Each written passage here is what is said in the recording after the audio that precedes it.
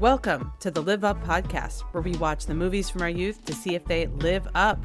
Quick note on how this will go. We will review, discuss, and score the movie in question to see if it lives up to us as adults and whether it lives up to kids today. I'm Jess Latterman. And I'm Amanda Treat. On today's episode, we learn that screws fall out all the time. The world's an imperfect place.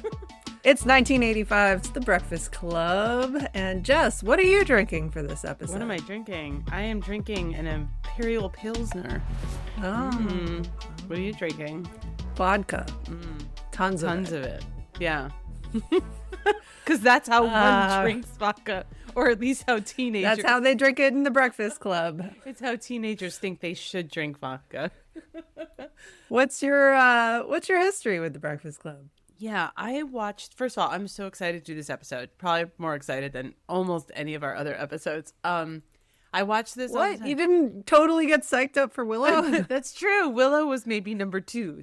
See our previous episode, listeners. So I watched this, I discovered probably on TV. I don't think I ever rented this, but we watch this all the time. So I'm a little worried that I watched this a lot more than you did.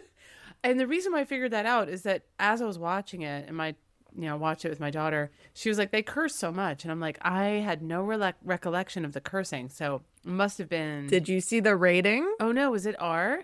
I didn't see the rating. Yes, it was. I did not notice that. Oh no, Elena's going to listen to this and be like, you did it again. Whoops. Oh, it's a running bit over here. It is. Jess's childhood memories are all rated R and we're bleeped out on television. But that does make a difference because there were a lot of certain words we wouldn't use today. They were cursing and I'm like, I don't remember that.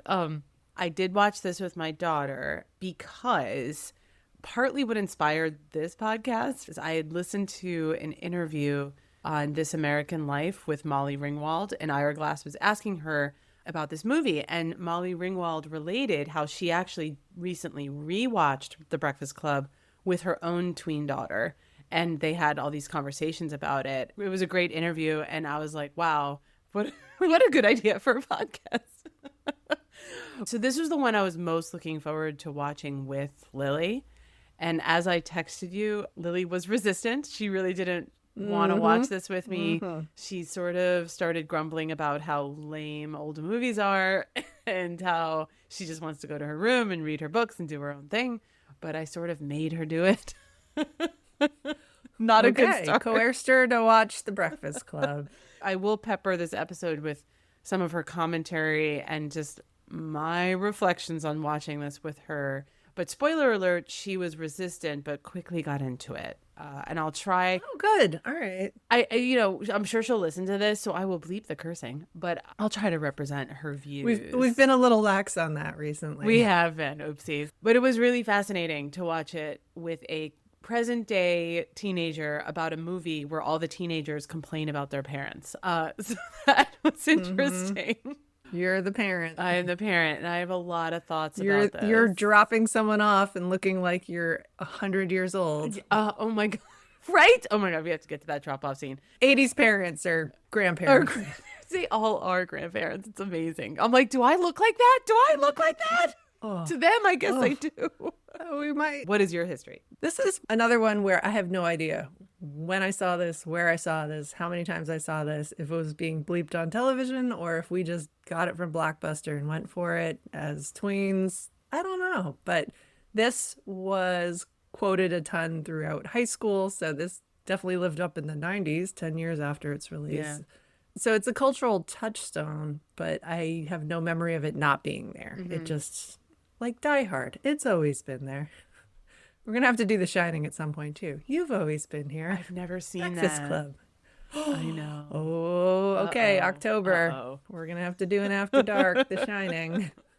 All right. This movie has nothing to do with The Shining, however. And to prep for this episode, I watched it on DVD once again from the Boston Public Library. And it had one of those old school piracy is not a victimless crime things right at the beginning. And that feels so counter to the whole message of this movie, right? It totally does.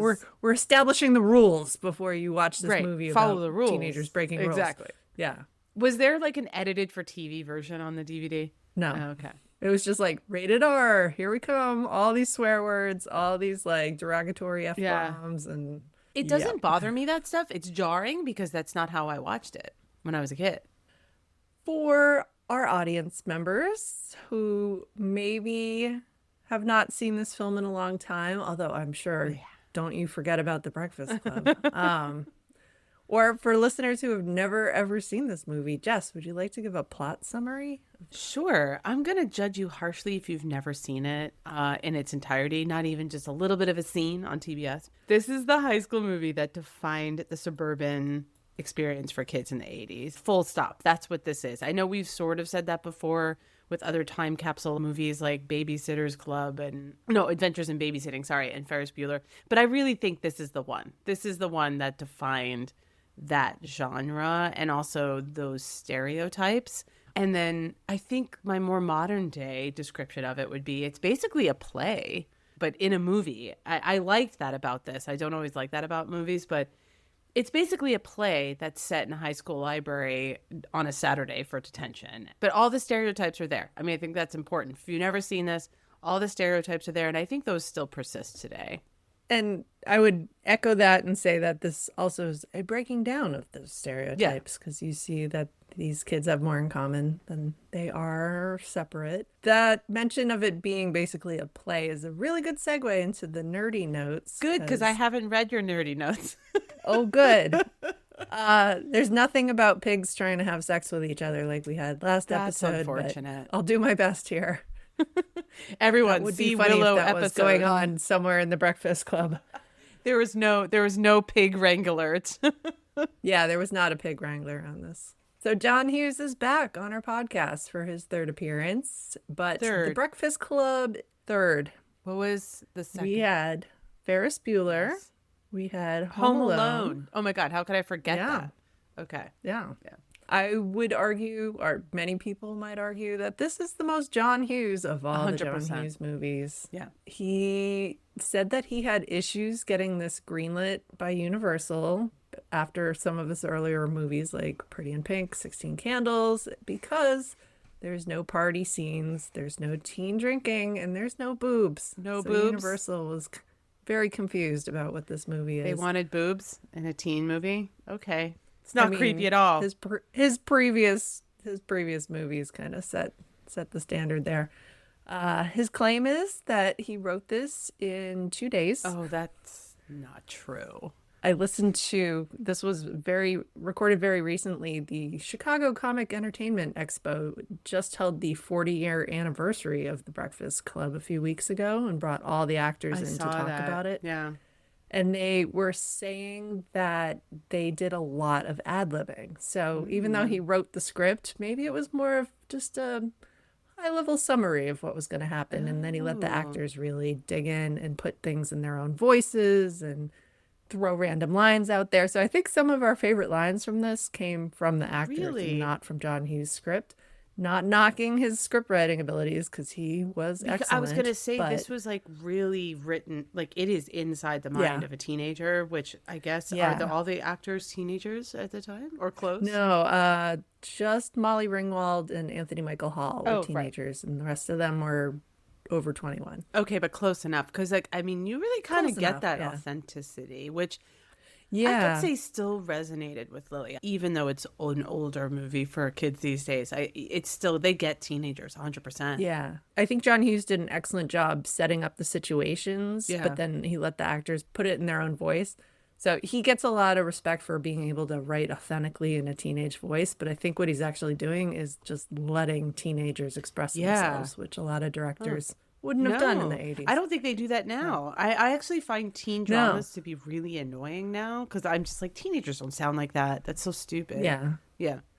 That in the 40-year reunion, several of the actors, especially Judd Nelson, was saying, I expected every movie that I worked on after that to be that level of freedom and that level of ad-libbing. And no, never had that again. Really? So it was just John Hughes. Yeah. Interesting. Huh.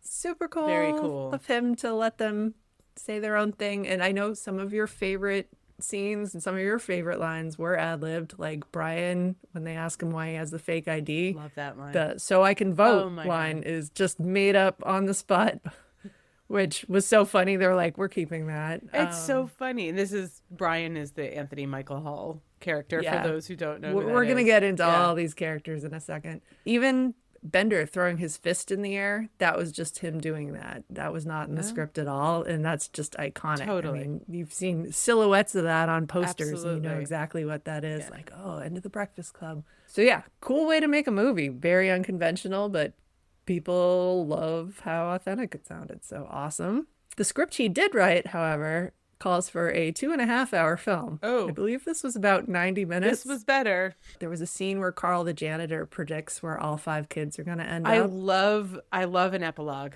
I love it. Yeah, so they cut that out. There was also a reveal that Carl the janitor was the one who found the flare gun in the locker.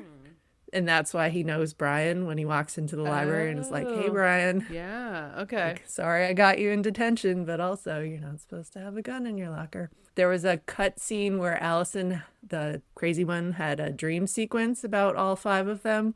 Sounded like it was getting into Tim Burton territory, so I'm really, really glad they cut that. Yeah, you don't need it. They had, when Bender is acting out what life at Brian's house is like and what life at his house is like, they had a scene where all of the kids got up and acted out what their home life was like. But I think that probably would have spoiled the scene where they reveal like why they're in detention Oh, and when they yeah, talk about their families absolutely. later. So super glad they cut that. They originally had Bender getting dropped off in a truck with his dad driving at the beginning instead of walking in with no supervision whatsoever and like a big fight between him and his dad. But it's, I think, way more, I don't want to keep using the word authentic, but like the fact that he doesn't get along with his family, he doesn't like to be at his house, he would have walked there by himself. Like he wouldn't have asked his dad to drop him off. Also, he seems like he's probably like been held back a few times. Yeah, he seems He, older than the other kids, I'm going to call yeah, him. I think he can drive I himself. think these are really good choices. I like restraint. I like editing in these things. That's a complaint I have about sometimes movies these days. I'm going to get out my cane now. But there's no editing sometimes in movies these days. I mean, there's editing, but people don't edit the story the way they should to keep it tight. And this felt really tight to me. The one thing that they did cut that I actually would have liked to see, just the scene at lunchtime where they go and get some sodas for lunch. Yeah. And there was just this quick scene where Bender shakes up one of the cans and then mixes them all up, kind of like they're playing roulette. And That's they have fun. to see who gets the exploding can. And it ended up with Allison, who like shotgunned the whole thing. Oh, actually, that would have been That would funny. have been funny. I would have laughed if they'd kept that in there. So, but yes, we appreciate that they did not run this as a 2.5 hour Oh film because my that would God. have been way too much. That would have spoiled it. Then it would have felt like a play that needed an intermission. Yeah, no Yeah. good. So we like to talk about our movies character by character, and I don't think there's been a film that lends itself to the way we format this I show know. as much as The Breakfast Club does. And not only can we really drill in on each character, but it begins with one of our favorite movie tropes, the drop-off I scene love it. that introduces all the characters. You get to see what kind of car their family's driving. You maybe get to see a parent, and Yes. like that tells you what you need to know about these characters as they file into the school for Saturday morning detention. I love it. I know. I was like, I love this just as much as I loved it in True Beverly Hills, just as much as I loved it in Major League. I mean, drop off scenes are like my favorite sequence. They're like This my is to version. Jess, yeah, what a cleaning montage is to me. I love a cleaning montage. Jess loves the drop off scene. It's so good. You get such a quick little thing, and even my daughter, like she completely understood right away. I mean that just translates. It's so good. All right, so let's see who gets dropped off first. It's Claire Standish, the princess, played by Molly Ringwald, getting dropped off in what was actually director John Hughes' fancy, was it a BMW? I forget what kind of car it was. No idea. It was John Hughes' car, though. That's fun. He'd made a lot of money Yeah, no directing those shit. movies. And it's indicated she skipped class to go shopping, and now she's in detention, and she's really sulking about it. So Molly Ringwald is 16 when she's playing this character. Wow. She seems like one of the older ones among the crew, but she was actually one of the younger actors. Yeah. In the interview I referenced for This American Life, she talks about that. Like maybe not really being a fully aware teenager herself when she was playing the role. She was so young that she and Anthony Michael Hall needed to have a tutor on set and were required Wow. to have a certain number of school hours logged in addition to their hours working on the film. And there's shots where they actually used a body double for her back just so they could get the film time with the older actors. So it's like someone else with a wig Oh, and her wow. outfit on. I just Yeah. can't. It almost feels yucky that she was that young, but it's all right. I'll let it go. Yeah. Yeah. And obviously, there's a scene that we'll probably talk about, a little assaulty. Yeah. That clearly was not her. We'll just get to it. The scene you're referring to is at some point, Judd Nelson ends up under the desks. This is when he sneaks through the venting. He gets kind of kicked out of the library. The principal puts him in the closet, but then he sneaks out of the closet and ends up, whatever. Long story short, he's not supposed to be there. All the kids start covering for each other. They start to really pull together as a group. And they all are like, no, we haven't seen him. We didn't hear that. We don't know what you're talking about, to the principal. What noise? What noise? Yeah. Meanwhile, Judd Nelson's under the desk and he just starts sticking his head between Molly Ringwald's legs. And that just happens. And I mean, it's. And they put the camera right up there, too. Like, it's a very gratuitous It's gratuitous. Shot. And you didn't really need to do that because you kind of get it without that. But that's just almost a metaphor for like the verbal battering that Molly Ringwald's character gets. It's like constant. They make fun of her virginity. Even Anthony Michael Hall's nerd character makes some sort of claim that they're sleeping together. It's just constant. And yeah, it was constant to the point where it was so noticeable to me. And I don't know really if it's as noticeable to kids these days, but it's obnoxious. And part of me is like, oh my God, the epilogue for this character is that she grows up and is like f***ing tough as nails or Karen. I don't know. Because, I mean, the amount of shit she's taking is annoying. Yeah. I do think there was a certain reality captured in that, even though it's so offensive. And if a teacher saw that going on today, shut it down. But I remember even back in the 90s, specific, and it was girls being targeted, that they were the ones who maybe were putting themselves out there a little bit more, and that the boys felt like they had to take that character, or not character, these were my classmates, but like the takedown via sexual harassment. It did seem realistic, but it's very cringy. It's realistic and probably still realistic a little bit today, but it would not be depicted on screen the way it is today. Like I do think they clean that up these days for TV and film. They don't really do that anymore. Or if they do, they make the female character really tough or not care. Yeah. Whereas like, or take her revenge. I mean, one thing that I think is relatable though is that she sort of takes it and doesn't like it. Like you could see that the character, that Claire, Molly Ringwald, is annoyed or sometimes uncomfortable when she keeps getting pestered about whether she's a virgin. And, even my daughter sitting next to me, I mean, how awkward is this? You're 13 sitting next to your mom watching these scenes. She was definitely getting like secondhand embarrassment. And so on some level, this character's still relatable today. Even if a character like this isn't depicted today, I think kids recognize it and they recognize that behavior. The one thing I never got about Claire, even when I watched this as a kid or a tween, was why she has a thing for Bender after all of the humiliation and harassment that he subjected her to. This viewing, I did notice about halfway through, she starts calling him by his first name, John. And John. And so there is a level, they're like creeping it in that she's getting more personal with him. But I still don't get the whole like, oh, if he bullies you, he must like you thing that's playing out here. Yeah. And I don't know if that holds up. I don't think it really does. I'm still okay with them being together, maybe. I don't think it holds up as much because he is a real jerk. The only thing I'll say is that throughout, and we'll talk about this with him, is that you really do have empathy for him because clearly he's had trauma, he's abused and all this stuff. So there's some of that I think that kids these days are more aware of. So there's a sympathy there for him. But I kind of agree with you. I just don't even think he needed it. They could have just been friends. But I'm not like mad about it. Okay. All right. Kind of works for you then. All right. So that is our first school kid dropped off for detention on Saturday morning. The car right behind them is Brian, middle name Ralph Love it. Johnson, who's the brain, played by Anthony Michael Hall. And my favorite thing that I just learned is that was Anthony Michael Hall's actual mother and actual sister dropping him off in That's that car. amazing. Yes, his mother Mercedes Hall is an actress and jazz singer. That's And then, yeah, that amazing. was his I love sister being that. like, yeah, in the side seat there. That's fantastic. Excellent. Excellent. He is also about 16 or 17 years old while they're filming this, although he had a growth spurt during the movie. So in the earlier scenes, because they shot all this in order, which is also very Oh, that's unusual, interesting. To he play, is man. tiny. Yeah, he is tiny at the beginning of this, and by the end, they're trying to hide the fact that he is taller than That's Bender. so And funny. just like, yeah, just keep him That's so funny. sitting down, like keep him separate from the rest of them. Don't stand up. Let's all sit on the floor. That's so funny.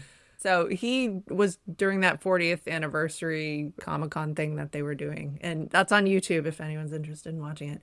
But he was joking that this was his puberty captured on film. Oh, that's so good. Very much Probably is. kind of is.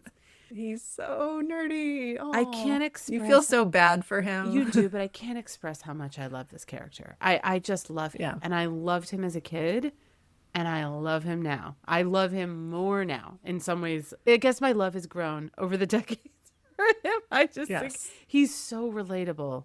Because even if you don't consider yourself to be a nerd, you know, he's kind of an outcast, but not in like the unhinged way that Ali Sheedy's character is. No, it's clear he has a group of Yeah. nerd friends, and they probably play D&D Exactly. together on the weekends, and he's on the math team. He lists all the cool teams he's on, but he clearly has a little social life going on there. He has two of my favorite lines. One that you've already said when he is asked why he has a fake ID, and he's like, to vote, of course.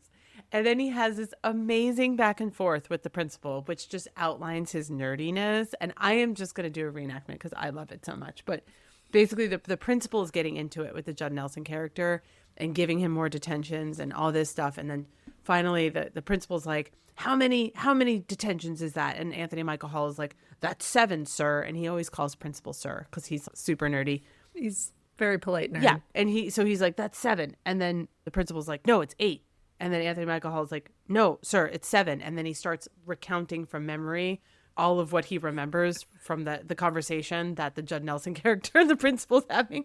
And then finally the principal goes, shut up, Pee-wee. I love that dialogue for so many reasons. 1, it's just funny. 2, you have the Pee-wee reference. And 3, it sort of emphasizes the character. He's even bullied by the principal. I mean, Yeah, no, he's just not winning at anything in this movie. but he's so adorable. He is adorable. He's pretty much the stereotype of every guy we went to college with, and we've said that before on this that's podcast true. about other nerdy characters. But this character, Brian, we know Brian very well. We do know Brian. See how I love a Brian. I love it. I love it. Like his emotional stuff is really impactful at the end when they're finally, you know, they've spent all day together. They're in that circle, and I cannot get over that this is ad-libbed, but they're all describing why they're there, like why they got detention. And somehow in there, Anthony Michael Hall talks about the pressure he's under to succeed for his grades.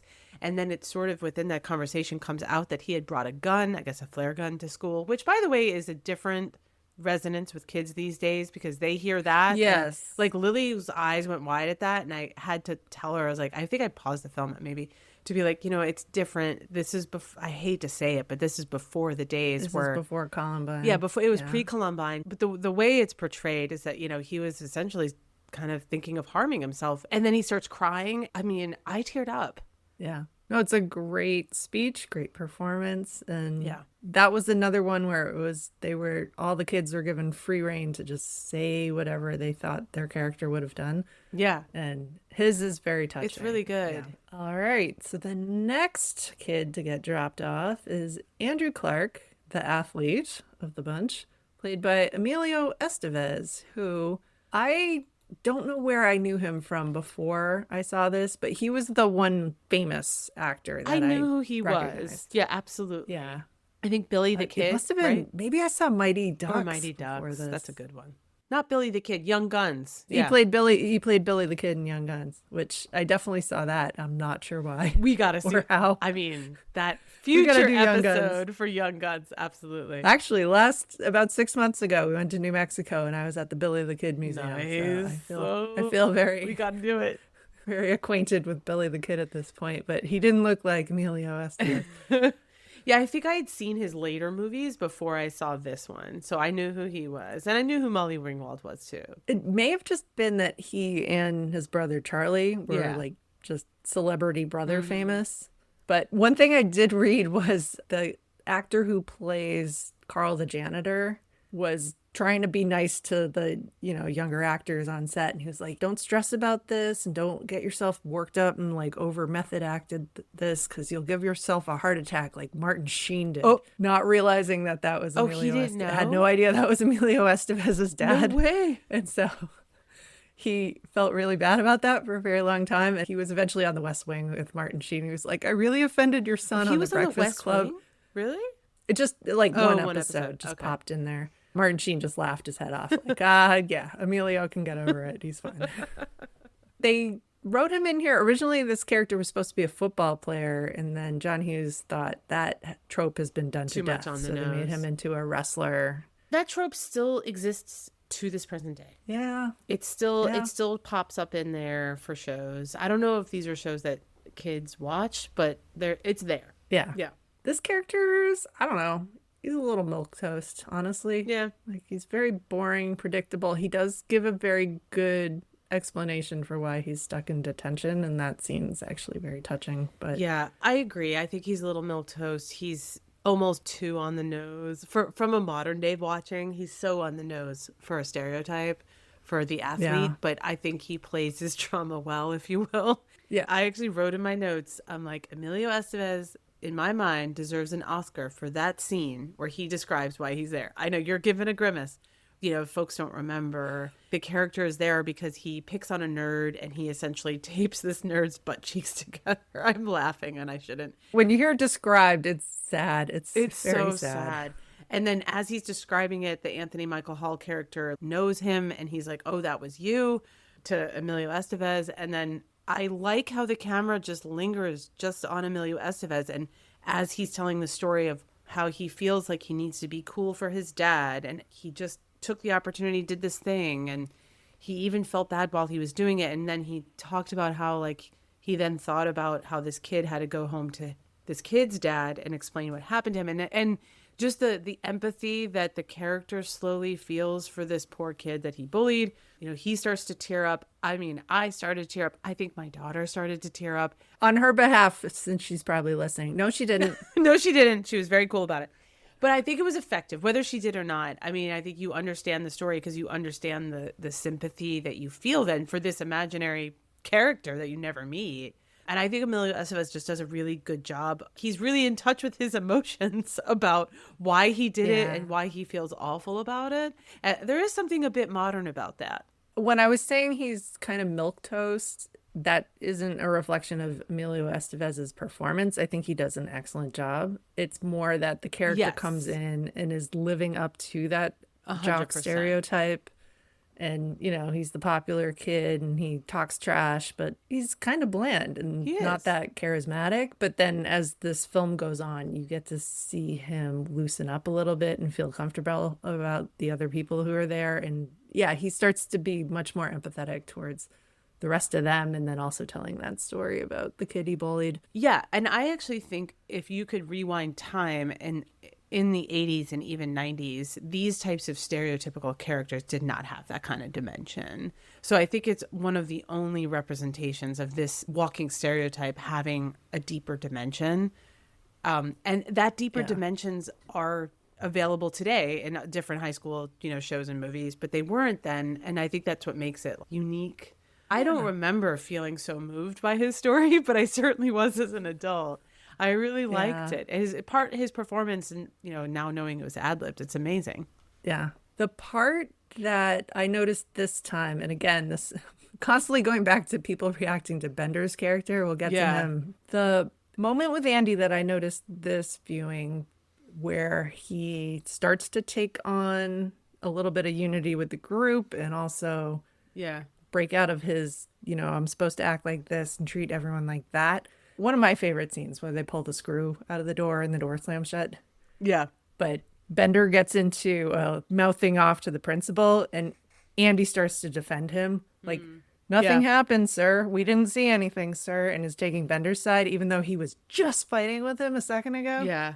And I like that moment. I do too. It's like, okay, you see the kids uniting against the adults, which Yes. now we're the adults, but we're still cheering for We the are, kids of to course unite we against are. the adults. I loved that too, and that is a moment that I pinpointed in my head that I didn't necessarily pick up on as a kid. It's when the athlete who's in there for bullying somebody starts to defend the other characters, and he's really the one that starts to like his character makes them all coalesce into a unit. He could be a leader now for good instead of like beating the shit out of some nerd.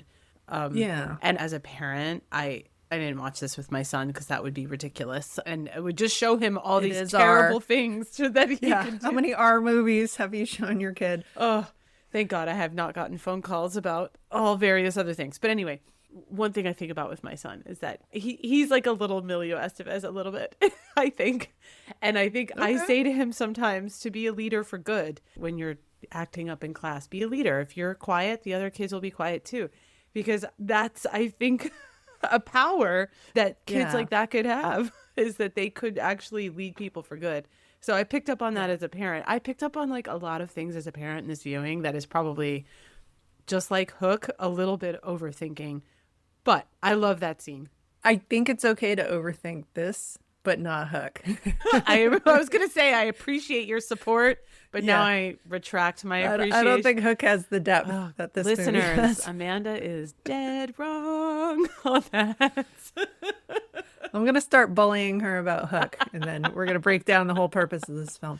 Actually, you just reminded me there's one other thing Andy does. When Allison says that she's having trouble at home, but then she's like, no, I'm fine, and storms off, he's the one who follows her and is like, what is going on? Because he can tell something's wrong, where he wouldn't have interacted with her at the beginning of this day, this movie, this lengthy detention. But by the middle, he's sensitive to the fact something's going on with her, and he's trying to get her to talk about it. That's growth, and it's not the milquetoast athlete that we saw at the beginning of this. All right, so coming in behind Andy, the next car, no talking going on in this car, is Allison Reynolds being dropped off by her very old-looking parents. Ancient-looking parents. I know. Oh, my God. So Allison is the basket case, played by Ali Sheedy. She doesn't talk for the first 25 minutes of this film. She just sits there and ignores them or glares at them, or no dialogue at all coming out of her. I didn't even notice that. I guess that's the point. Yeah. All right. The first line she has is when she yells "ha" at them. She's so unhinged. It's so great. She is. I think everybody loves this character. Though. I loved her as a kid. I still loved her.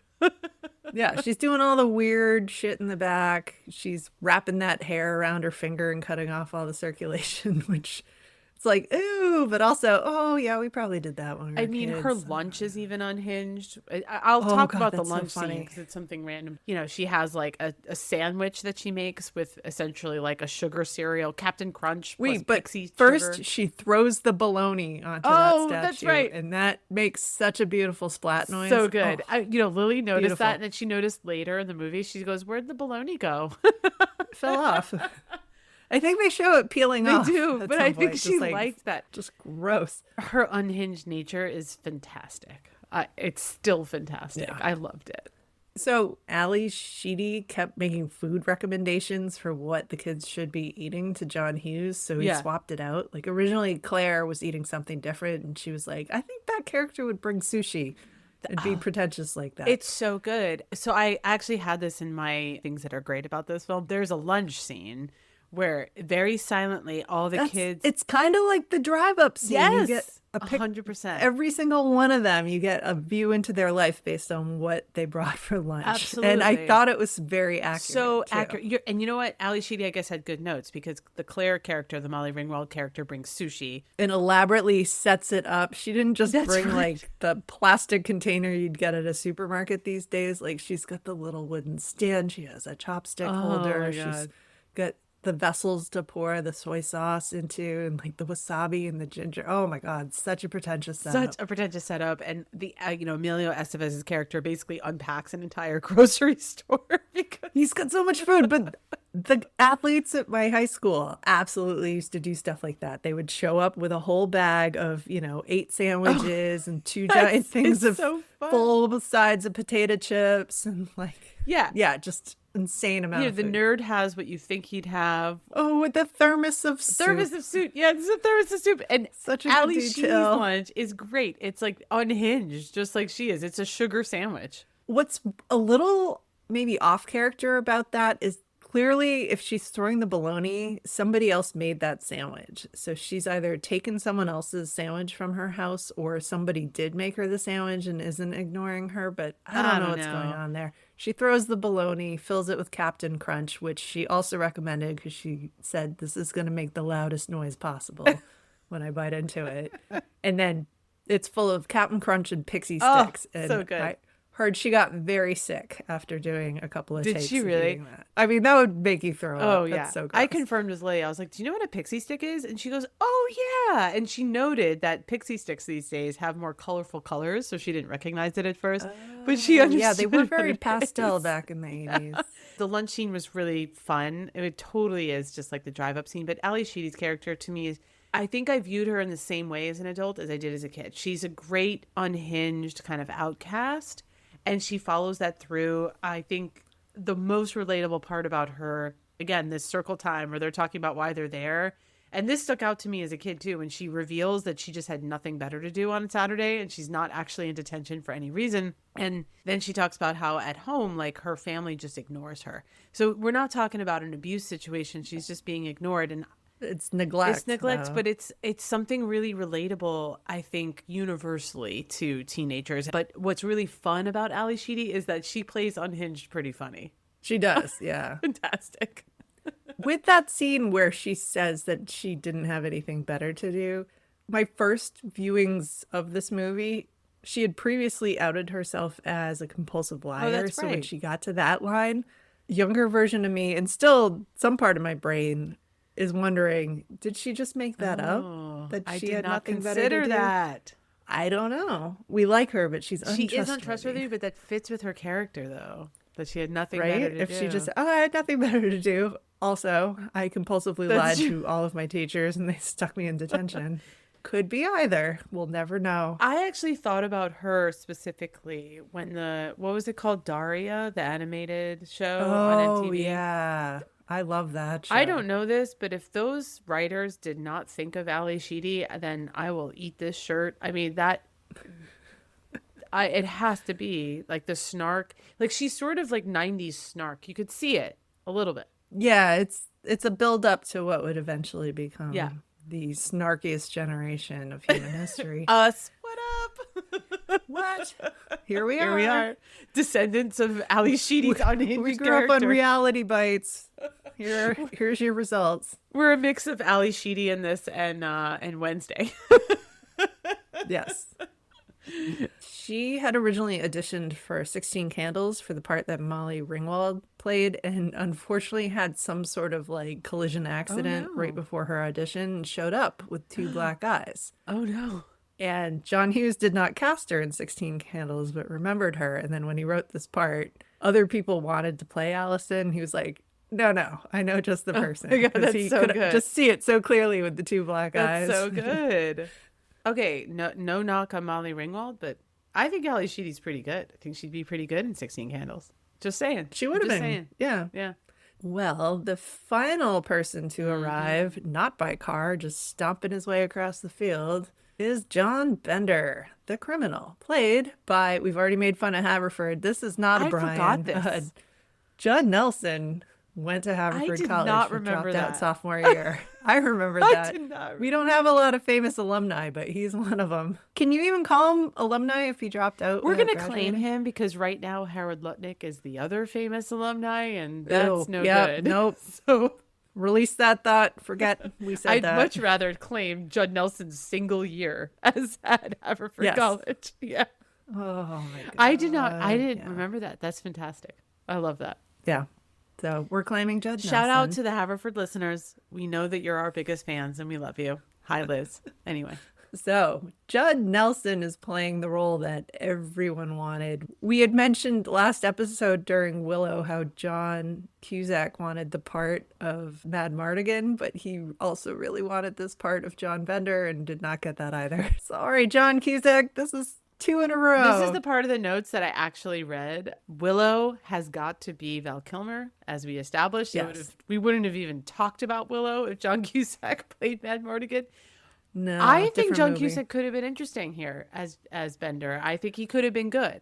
I don't think he's got the physical brutishness Maybe not. that Judd Nelson brought to this. And I thought that was really part of the charisma of this character, is just he seems like such An asshole. an asshole, but like, you know, he could do something crazy and violent at That's any true. given You moment. do And get I that. just don't think John Cusack has that vibe. That's true. No, but this is episode number Again, 2. no offense, John Cusack. Where we're knocking John Cusack, who We'll do a John Cusack movie soon. I think John Cusack's great, but not in this. You know what? He's done fine with You his know, career. you're right. He has been just So fine. is Judd Nelson too. So this character, Judd Nelson's character, is probably the most iconic. I think we could just say for our generation, he's like the fist in the air. I struggled with him because I find him incredibly cringy, but also incredibly timeless. I don't know if that's my nostalgia speaking, but I think upon adult viewing, when he brings the trauma to the role, which I did not pick up on as a Yeah. kid, I didn't really honestly pick up on the fact that he was clearly abused and why he acts the way he acts. I just thought of him as a kid as like, he's just the asshole, right? I do think kids today will pick up on his trauma in a way that maybe I didn't or people of our generation didn't. I really saw him in a completely different way because I saw why he acted the way he acted.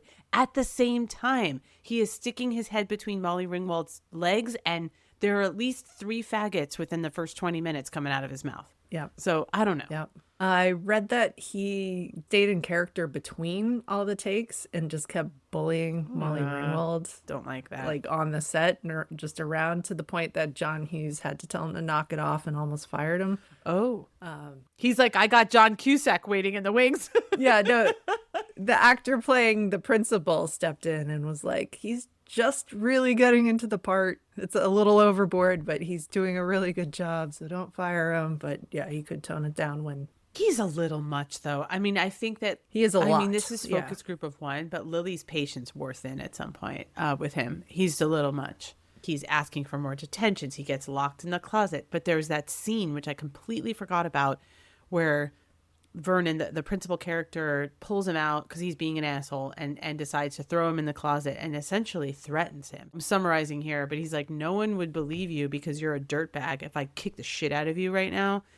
And it's a threat. And you could see on, I think this is where Judd Nelson plays it really well that I recognize as an adult. You could see the childlike fear in his eyes, you know, because he's been abused.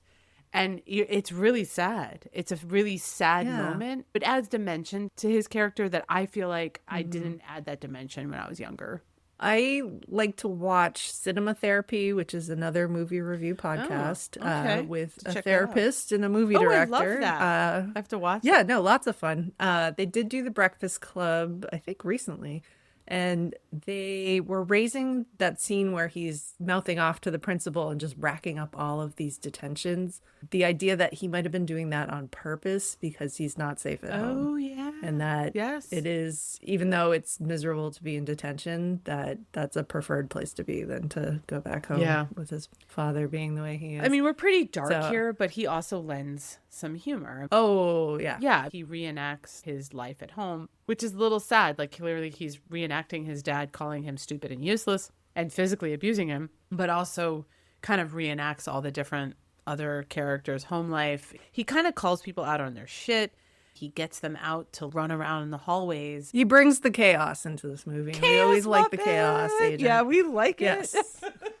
Actually, so the scene where he's acting out his home life, there's this really interesting moment at the end where he finishes and he's like demonstrated that his dad has like beat him and etc. And Andy just goes, bullshit. And you just see his face drop. Yeah. And Andy's like, I don't believe you. I think he says something to the extent of, you don't believe me? And it's Yeah. like a very honest face. Suddenly you see that crack in his whole facade of, I'm so tough, I can handle Yeah. everything. He's very upset that Andy doesn't think he's telling the truth and that he's actually going through all this. So yeah, it's this really challenging performance of being a total asshole, but also having this vulnerable side that you've got to like let creep out a little bit, but then pull it back. Yeah. And He also, and I had forgotten about this too, when they also all sneak out to go get sodas from, I guess, the teacher's lounge, and they realize they're going to get caught not being in the library. And Judd Nelson's character is like, I'll take care of this. And he starts running and unhinged through the hallways. Yeah, he sacrifices Yes. himself for the He team. sacrifices himself. And again, this is like that unit cohesion, bringing them all together, which is, it's actually really fun. He has Yeah. these moments where he's lighthearted and fun and you love him. And then he's also doing kind of cringy things, but he's also climbing all over the library. I want to say he's cringy by modern standards, but I can't let myself do that. I think he's a good character. Well, no, he is, but he's also one of those kids. He's barely a kid in this. We'll call But him a yeah, kid, just it's someone who's really putting those cries for help out in his Yes. behavior, and nobody's helping him. The Yeah. adults have failed him, and Yeah. now he's acting like this.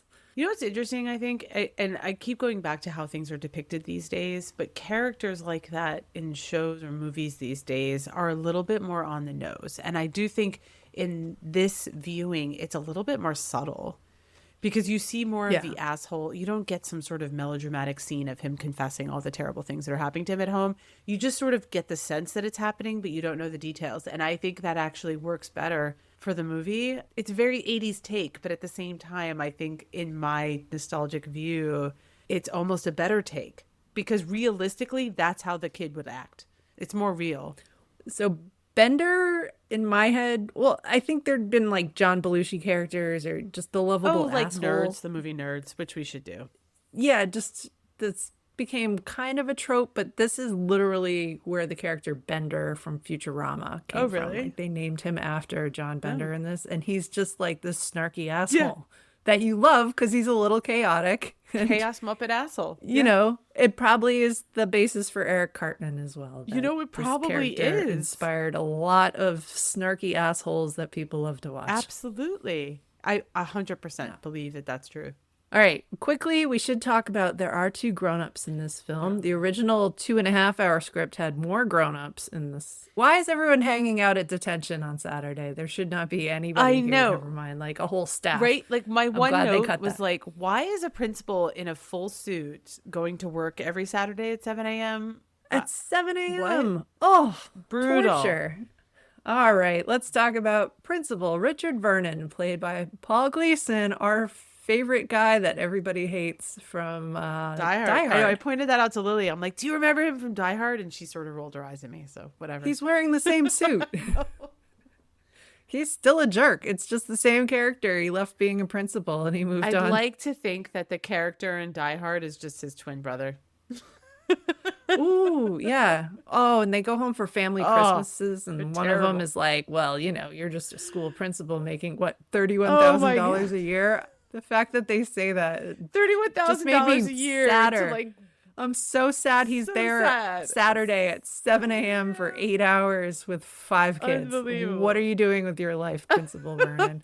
But yeah, he struts in that 70s collar suit, and there's that immediate Barry Manilow joke that Bender fires off, and that just stuck with me. My entire fashion understanding of how ugly that suit was formed from hearing Bender call him Barry Manilow right at the beginning of this movie. kind of a dated reference for kids watching it, but that's okay.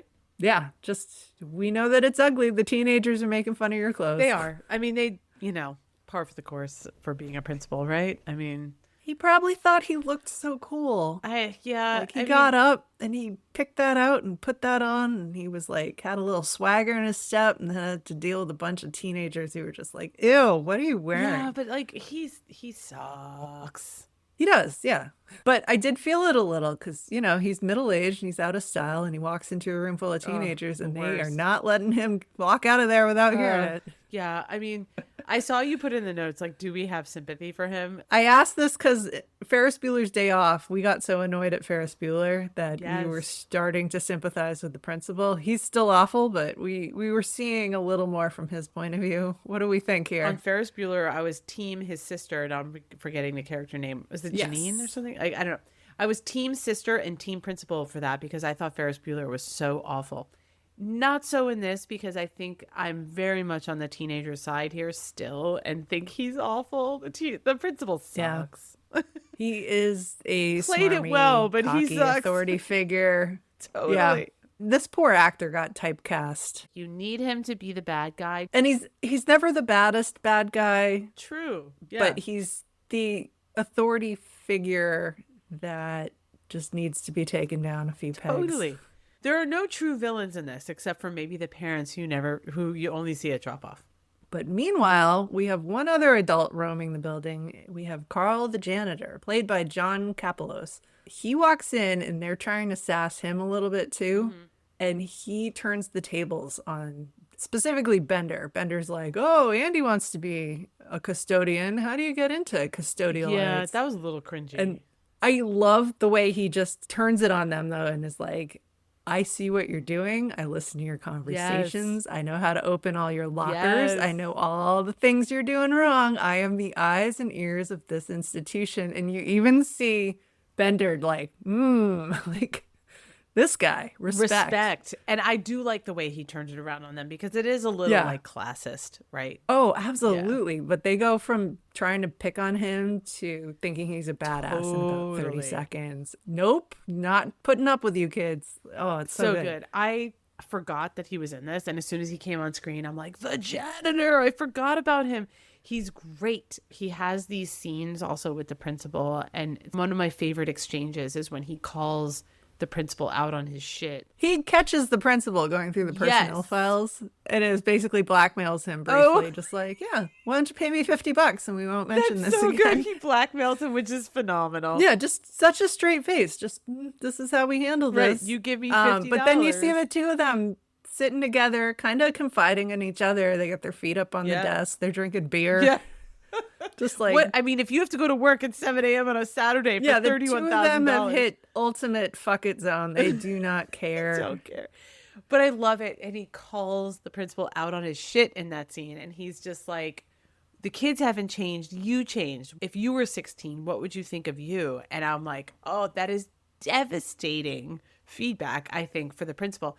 I don't even remember the scene. It didn't register for me as a kid. I don't think it registered for my daughter. But as a middle-aged person now, I am like, oh my God, that was epic. What registered to us when we, probably high school viewings, they do this montage of all the things going on in the school before all the kids arrive. So you get to see lockers and the graffiti written on it. And there's the trophy case over here. Yeah. And the, like, homecoming announcement. But there is a photo on the wall of Carl the janitor, but it's student of the year. Oh, I missed that. When he was in high school. We used to talk about that a lot when we watched this when we were younger. Because I think we interpreted it at the time as the fall of Carl the janitor, that he was probably the valedictorian and the best student. And he had such a fall from grace, and now he's basically Ed Bundy. He's still at the school where he had his most success. But you know what I mean? Like that he never left, and failure to launch, and he had all this potential, and he didn't live up to it. I would watch an entire miniseries about the janitor. Of just Carl the janitor? Just Carl the janitor for what you're Hollywood. talking about. Please. Hollywood, we need a spinoff. Make your pitch. Carl the janitor. 100%. TV series, call us. We have thoughts. Amanda's already written the treatment. Even without realizing that he was student of the year in the fall from grace, I think he's a great character, even though I forgot about him. So actually, where I was going with that, I think Kid Me saw Carl the janitor's fall from being student of the year as such a tragedy that he never left and so sad. But in this viewing, watching this, he is the only happy character. True. He knows exactly what he wants out of life, and he is like figured out how to do the bare minimum to live his life, do his thing. He seems happy. So at this point, I'm like, you know what? Maybe be the janitor. Maybe it's not a tragedy. Maybe it's not. Maybe he's got it all figured out. He is the Zen master of this movie. Yeah. All right. Let's talk about our favorite 80s tropes, or least favorite in your case. Yeah. 'Cause I know there's a big one in this movie. We've already talked about old-looking parents. Honestly, though, we probably look like that to my 13-year-olds. No offense. No. I know. We probably do, but it is what it is. We don't have feathered hair or big shoulder pads. But we're ancient. We're ancient. Pearl necklaces. Yeah. No. Fur coats. No. All right. So this movie, ton of old-looking parents. Another favorite 80s trope. crawling through a duct to get from room to room in a building. Bender figures this out very Yeah, that quickly. happens a lot. At Die Hard, it happens in Adventures in Babysitting. Yeah, Yeah, a lot of duct crawling. there is. This scene, Judd Nelson was told to just like ad lib as he's crawling. So he starts telling this joke about a blonde with a poodle under her arm walking into a bar. And everybody's been like, what the hell is the punchline of that joke? And there is no punchline because he just made it up as he was filming that scene. And they even talked with like the other actors and the writer and just it was like, can you think of a good punchline for this? And nobody could. So they just left it hanging. But I remember in the 90s, people being like, does anybody know the end of this joke? And it was this baffling mystery to all of us. And now we have the internet and people have slowly realized, oh, this isn't a Just joke. Judd Nelson. He just said that. Yeah. More 80s stuff that we love about this movie. The soundtrack, obviously. Oh, so good. Is very 80s. Don't You Forget About Me plays at the beginning and the end. And I would ask Lily, I was like, Lily, this is kind of a well-known song. Do you know it? And she's like, never heard it before in my life, which made me want to. Oh, my 14-year-old nephew does not know Bruce Springsteen, or we like quizzed him on all these like iconic American musicians and songs, and he was just like, no idea. He kind of knew who Michael Jackson was, kind of. Yeah, they know I mean, at least like, I think my observation here, like they know Michael Jackson, they know Madonna, and then there's random things. There's random things that pop up on like TikTok trends as an ironic, almost fun thing. But then outside of that, yeah, no, she's like, no, I've never heard the song. And I was like, oh, interesting, as I turned to dust before my own eyes about this. Any random thoughts that you want to go into about The Breakfast Club? And, you know, at some point, Lily turned to me and she was like, is this just one day? Is this the whole movie just one day? And I was like, it is. I was like, this is what it is. And we had a whole discussion about, you know, she's really into quest movies, whether it's science fiction or fantasy stuff. Yeah, this is not that. She should go watch Willow Right. again. No, so Willow, yes. And things like Harry Potter. And then there's this whole other set of like books and stuff that you and I don't know anything about. She was just sort of like, wait, you're telling me that this whole thing takes place in this one classroom in one day? And she was a little bit like eye rolly at the beginning about it. She sort of accepted it and then became kind of into it. I don't know if she'll admit it. I know if she's watching. Lily, I think you were into it. She loved it. No, she didn't. The depiction of boredom was really good. You have people twirling their hair, Bender characters setting his shoes on fire, the nerd character is clicking his pen with his mouth, somebody's drawing, Emilio Estevez is playing with the string on his sweatshirt, and they're just depicting boredom, and they're just sort of letting it play out and doing all these things that people do when they're bored. And I think that's really kind of unusual for kids these days. There's no phone, there's no screens, there's no music soundtrack that's underneath this montage. It's just them being bored. I mean, to the point where like Lily was like, I don't get it. They're in the library. Can't they just get a book? Which I thought was funny. They probably could have. They could have. But they probably didn't want But to. I think that depiction of boredom was very unique for the time and really kind of fun to see. A random thought that I think everybody's had. There's no breakfast in this movie. Why is it called The Breakfast Club? That's true. There's a lunch. There is. Yeah. I actually read there was an alternative title for this called The Lunch Bunch. Oh, no. No. Just terrible. Just not good.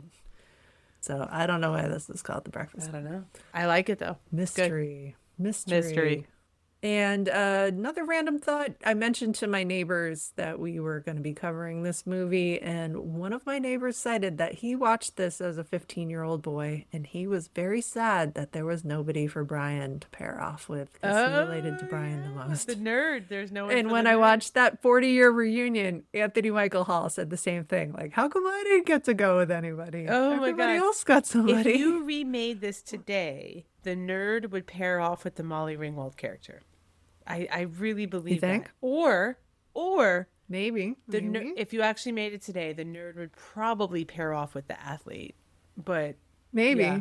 Do a little like yeah, do a little gay fun romance, gender or swapping. gender swapping. And, Yeah, hey, yeah. I think so. Interesting. I did not pick up on that, but Yeah. good question. I mean, I always thought about it because it does seem sad. It's like it's an odd number, and they pair off in twos, and then the nerd gets stuck with a book report, basically. But I don't like the pairing off, as you know. No, actually, let's talk about this because we just skipped over this with 80s tropes, but your least favorite 80s trope is the makeover. Yeah, it's a tie between that and the Road to Marriage as my least favorite tropes. The Road to Marriage is very specifically Disney, but yeah, I don't love these tropes. Those do not live up today. They just don't. This particular makeover didn't do it for anyone, it sounds like. Yeah. Even Molly Ringwald was like, I didn't think she looked good after it. I think she looked better as an unhinged basket case, to be honest. Yeah, Yeah, the black totally. eyes, leave her goth. Let her be Goth goth. is Let her cool. be Daria. Yeah. Did not work for my daughter either. She was very confused as to why she needed to wear Yeah. makeup and have like some sort of pixie dress on. Yeah. Yeah, I was like, Lily, they did these things in the movies these days. I didn't like it either. And I still don't. Yeah. I think you don't need it and it's dumb. That definitely came up as an audience question at that 40th anniversary, and all the actors were just like, yeah, nope. Nope. Yeah, don't like it. And the audience was implying, they were like, the internet seems to think that she looked better before. And the internet is correct. That is where you see this movie being a little dated. 100%. Yeah. What else was cringy to you? I think we've called it out, but yeah, just very 80s language that uses derogatory terms that we don't use anymore. So if you're watching this with your tweens or any kids at all, just be warned, it's in there. Yeah, I have more of a problem with the assaulty kind of language than the faggoty language. They're both They're bad. bad. The We rapey don't one's worse. Really want to So- repeat them. Yeah. It's cringe. It doesn't ruin the movie for me. So for parents, it's not. This is honestly why I didn't want to watch it with my younger son, because I felt yeah. like he would just hear the words, and I don't need that. And once again, go to the principal's office. We've had your son hypothetically sent home from school so many many times times. for things that appear in this I movie. mean, as we've discussed, the whole "this man has no penis" line from Wayne's Yeah, World that- was just. a hilarious way to get suspended. Yes, We're slightly for that. and listeners, my son did not get suspended. He, as far as I know, has Hey. not repeated it on the playground. Although I'm sure he has. He's like, and then there's this movie Coming to America, and they said this, yeah. and then there's this movie Wayne's World, Oh and they my did God. this. I don't need him to see John Bender sticking his head between a girl's legs. That's what I don't need my 8-year-old to see. I want him to be a leader for good. Remember? A leader for good. Very good. Yeah, that's my other cringy thing. The way Bender is bullying Claire and sexually harassing yeah, it's her. annoying. And like right off the bat, when they introduce each other, she says her name is Claire, and he's just like, ugh, that's a fat girl's name. Oh my And it just God. is such an unnecessary bullying He does moment. like a whole soapbox speech about fat girls and how there's two different types of fat people. There's the fat people who've always been fat and the fat people where you can see the former thin person in them and now they're fat and middle-aged. First of all, as a fat middle-aged person And at it's this point, clearly made an impact since you remember this verbatim. I did because I was like, fuck you, Bender. Yeah. It's a little bit hits a little home for we middle-aged viewers, I'm just going to say. Almost more cringe to me than the assaulty stuff because it's like gets at the self-esteem stuff. It's just very hard to go from all of this rhetoric and all of the things he's doing to Claire to have her fall for that at the Yeah. end. Like, ooh, she's into it. Like, Oh, you're that almost part's convincing me cringy. that I don't like that they get together at the end. I never understood why they got together when I was a kid, and I kind of don't get it now. No, you're convincing me. Uh-oh. Sorry. All right. Do we want to talk about things that are great? Yeah, let's go from fat shaming to great things. I have some great things. but Hey. you can go.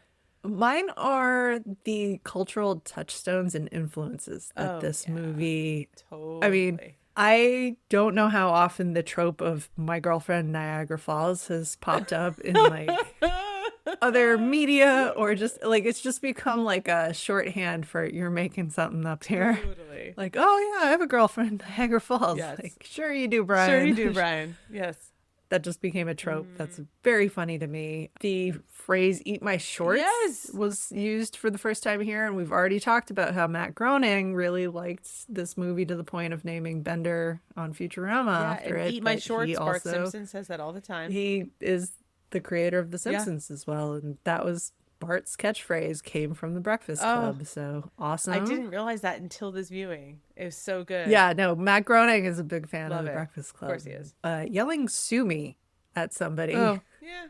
Like as a comeback Yeah. Very was 80s and a really 90s. big thing in the late It was. 80s, 90s. Every other person's parents were lawyers in the elementary school I went to. In your suburban hellscape. What else is great? One thing I think is really great is that some scenes are slow and they're still good.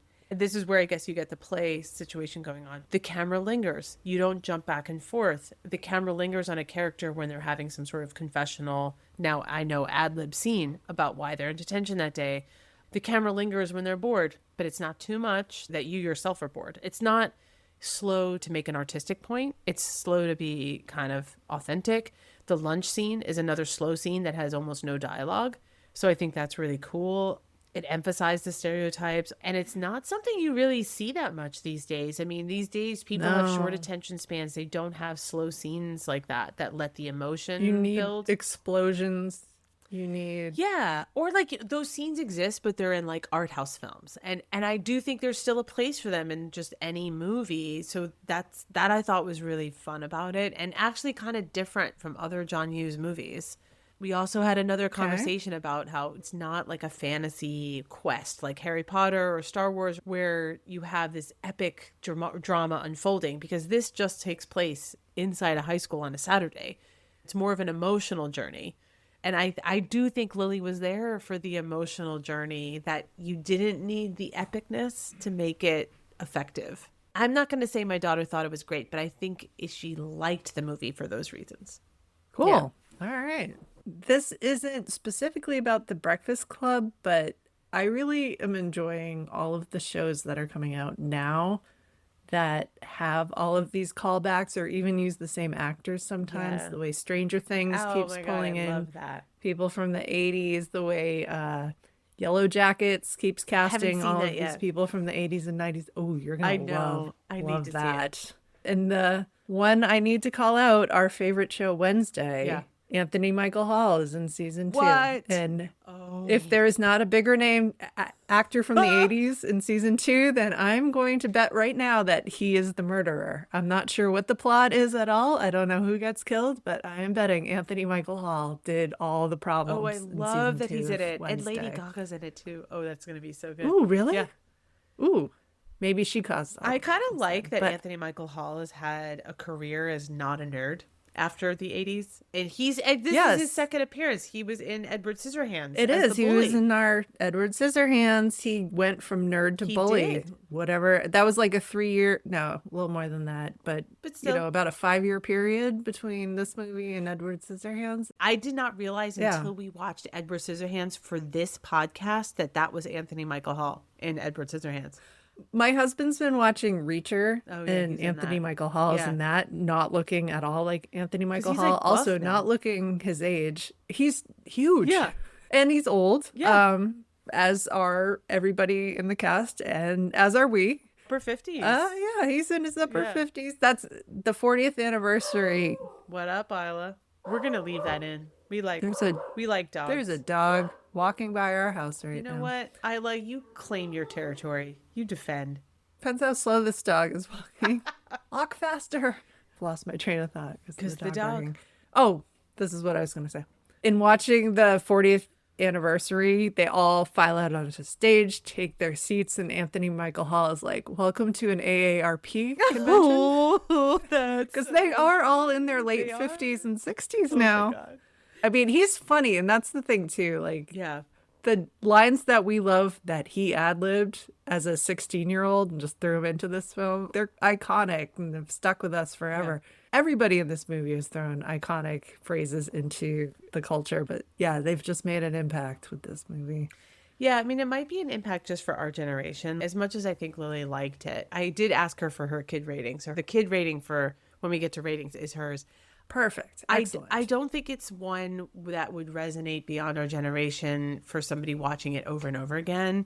But I do, just for parents, and maybe this is my closing argument, is that I think it's good to watch this. I'm just moving to closing argument, I guess. Yeah. I do think this is good for your teenagers to watch it. And I think it's good for you to watch it with them. And maybe I was at a weird moment. We're getting into Hook vibes now. Uh-oh. Where I think I could, I guess as a middle-aged person now, as a parent, I could understand both sides of like a teen struggle. I have a teen. And the whole premise of the movie is that they struggle with their parents, and a lot of their parents are assholes or abusive. And now me being the parent watching this, it actually made me think about myself as a parent. It made me think about how I want to be a better listener. I want to understand how they feel. Cause like, it's very easy to get on with like our work days and it's like a chaotic life that we all live. But I was like, maybe I do sometimes ignore how they feel. Watching it as a middle-aged person made me actually think about what is the kind of parent I need to be. And that's kind of incredible that I started watching this film when I was like too young to be a teenager. And of course, just resonating with the teenager stuff. And now I'm watching it with my own teenager thinking, I need to be a better parent. I need to be a better listener. So that really hit me. Don't be the principal. Don't be the principal. Be Carl the janitor. Be Carl the people. janitor. Oh my God, totally be Carl the janitor. Unlike Hook, where I felt like I related to the middle-aged redemption story, I feel like for this one, it really made me self-reflect a bit. That's my closing argument. Oh. Well, shall we move to rankings? I don't have a closing argument other than don't be Principal It's Vernon. a good closing argument. Be Carl the janitor. I love that. Be Carl. I love that. Just be Carl. Yeah, that's correct. Be happy. All right, so ratings. We're going to rate this. First, we're going to go with adults. We rate it 1 to 10, 1 being garbage, 10 being Princess Bride. What you got? I think 2 weeks in a row. I'm going with a 7. 7 for adults here. Adults. I enjoyed rewatching this. Brought back a lot of memories. There are parts of it that I still question. Mm-hmm. We've gone over all that, but overall, yeah, 7. It's probably not a surprise to you. I'm going to go a little higher. I'm going to go as high as a 9. Whoa, okay. My bar, as I've discussed, is do I look at it in a different way and find different things? And I really did as a parent now, and also just as a middle-aged person now. That really shone through for me here, that I think it's really interesting to watch it as an adult. So I'm going high, man. 9. And you may or may not be sympathizing with the principal's no good, very bad day. No, I'm team He's janitor. not getting paid. He's not getting paid enough for this He shit. is not getting paid enough for that shit. That's for sure. All right, so we're at 16, Ooh. which once again is already way higher than A Year Without a Santa Claus, our all-time lowest score ever. That was the worst. No, but that's pretty good. Pretty good. Moving to kids rankings, can you go first with Lily's Sure. kid ranking on this? So kid rankings. So this is where we imagine kids today, same scale, 1 being trash, 10 being Princess Bride. So I asked Lily, and she was really specific. She's like, well, is it kids or teenagers? Because for kids, she had a pretty low rating because she was just like thinking of her. Yeah, you wouldn't want an 8-year-old watching Yeah, and I this. think that is a note for folks out there. I mean, like, it's probably not great for like 8 and under, 9 and under, even 10 and under. But she's like, well, for teens, she gave it a 7. Okay. And she expressed it as, it's not a movie I'm going to go watch over and over again, because there are movies like that. I think Labyrinth we've seen a couple times. We've seen Beauty and the Beast and Aladdin, Neverending Story. There are some movies that they go back to. I don't think this is one of them, but she liked it. Yeah. So she gave it a 7. Okay. All right. That's roughly where I was thinking kids might think of it. I actually was going to go slightly lower, the 6.5. I'm dinging it because of what we were talking about with the bullying, the fat jokes, the F word I won't even say. So a slight ding for that. Fair. People in the 80s were kind of assholes to each other in a way that we're trying to be better about now. Yeah. Yeah, that's fair. Yeah. So what's our total? We are at 29.5, which is very good for something we're reviewing. Especially something where I feel like I watch it more than you. So it's not all about the score. Our last question is yay or nay. Does it live up? We both have to agree. I think folks know where I'm headed. I mean, in my head, it cleared with, leaps and bounds the bar of like, do you find something new to appreciate about it? So it's a yes for me. I'm nervous now. I am deliberately not I saying know, anything to you're make you so nervous. mean. I'm watching her You face did this to me for Willow too. get a little upset. I did not No, for not Willow. for Willow. Willow, you knew No, I no. was going yes. No, I will say yes, this Yes! does live up. I really wasn't sure. I just wanted to torture her a little bit because that's how we bullied people back in the 80s and 90s. It's iconic. There's still a lot of feeling and depth in it, even if some of the language is a little bit rough and a little dated. But I think still worth the watch. And I probably would watch this again in the future, which is a bar that all these Ooh, movies need to yeah. clear for me is, would I personally rewatch this again? Yes, I would. I would too. All right. So officially Congratulations to The Breakfast Club. You have lived up. That's 2 out of the 3 John Hughes movies that we've reviewed, I guess. Yeah, there's one that didn't live up, and then Home Alone absolutely did. It was delightful. But folks, so he's doing pretty well in our viewpoint. I think so. Let us know, folks, if you agree or disagree. We're at Live Up Pod on all the socials. Was I too gushy and weird like I was for Hook? Because I think Amanda's given me the vibe that I'm a bit weird about this. Let us know. Don't forget to subscribe, leave a review. Let us know what you think. Thanks for listening. And just remember, be Carl the janitor. I want a t-shirt that's like, be Carl the janitor. Just be Carl the janitor. Absolutely. Thanks, everyone.